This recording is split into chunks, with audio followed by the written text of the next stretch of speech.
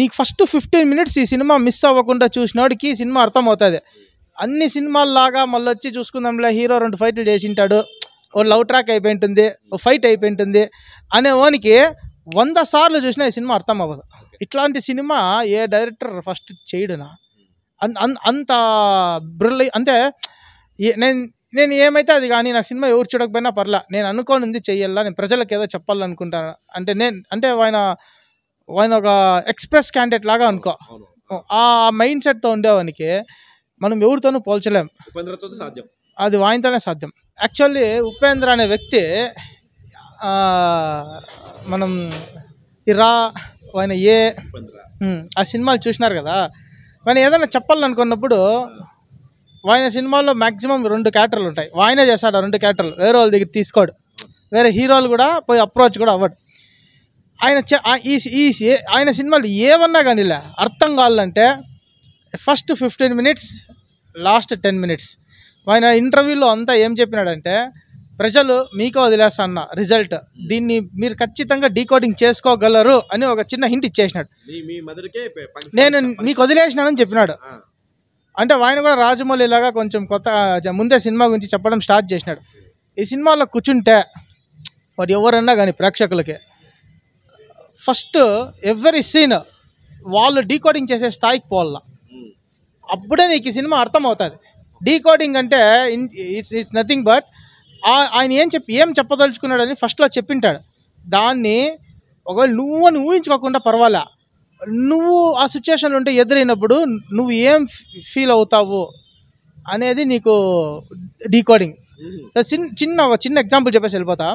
ఆయన స్టార్టింగ్లో యుగమంతా నీకు ఇచ్చినాను, నువ్వు బాగా బతుకు, బాగా ఉండు, కానీ ఆ పైన యాపిల్ మట్టుకు తినద్దు అంటాడు ఆయన.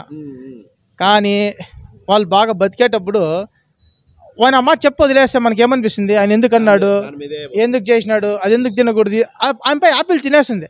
అంటే నీకు క్రోధము, ప్రేమ, ద్వేషము, ఆశ అన్నీ ఉన్నా దాన్ని నువ్వైతే ఎలా కంట్రోల్ చేసుకోగలుగుతావు.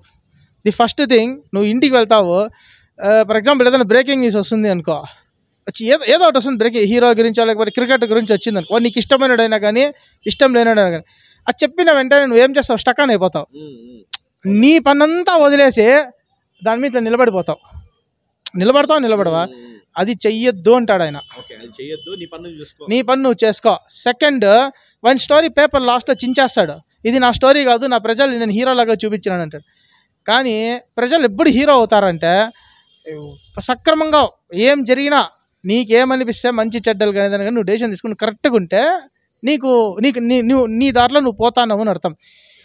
ఈయన వచ్చి చెప్పినాడు, ఆయన వచ్చి చెప్పినాడు అంటే మన పక్కన వాళ్ళని ఇన్ఫ్లుయెన్స్ అయినామనుకో, ఆటోమేటిక్గా నీ లైఫ్ డైవర్షన్ అయిపోతుంది.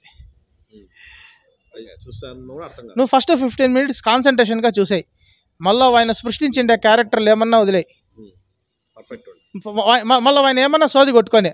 Upendra cinema first 15, last 20 minutes. ఆయన సినిమాలు ఇంతే. అది ఓం కావచ్చు, రా కావచ్చు, అవన్నీ హిట్ అయ్యాయంటే పాత ఒక 5-6 సినిమాలు ఉన్నాయి. ఆ సినిమాలన్నీ ఫస్ట్ 15 నిమిషాలే ఆయన 20 నిమిషాలు ఆయన ఏం చెప్పాలనుకుంటాడని అచ్చుగుద్ది చెప్పేస్తాడు. పాయింట్లో నువ్వు ఇన్వాల్వ్ అవుతావా లేదా. వాడు ఇంకోటి ఏమరా అంటే, నువ్వు ఈ ఇంటెలిజెన్స్ అనుకుని సినిమా చూడొద్దని నీకు ముందే ఇసిరేస్తాడు. నీకు బుద్ధి లేకపోతే నువ్వు మూర్ఖుడైతే సినిమా వదిలి వెళ్ళిపోరా అంటాడు. నువ్వు ఎప్పుడు మనిషి మూర్ఖుడైతాడంతే వాడుకు ఏదన్నా కానీ ఏ విషయంలో అయినా కానీ పూర్తిగా తెలుసుకోండల్లా, లేదా ఫస్ట్ నుంచి లాస్ట్ వరకు ఉండాలా. ఇది simple logic. Better come 15 minutes, మళ్ళా కావాలంటే నువ్వు బయట ఆరాంగా తిరుక్కొని వచ్చి లాస్ట్ అర్ధ గంట కూర్చో. ఆ 15 మినిట్స్కి ఆయన ఏం చెప్పదలుచుకుంటాడో దీంట్లో ఆ క్యారెక్టర్ని సృష్టిస్తాడే, అవంతా నిన్ను వేరే లోకానికి తీసుకుపోతాడు. అంతే ఆయన సినిమాలు అంతా అంతే. లాస్ట్ 20 మినిట్స్ నీకు రియాలిటీ.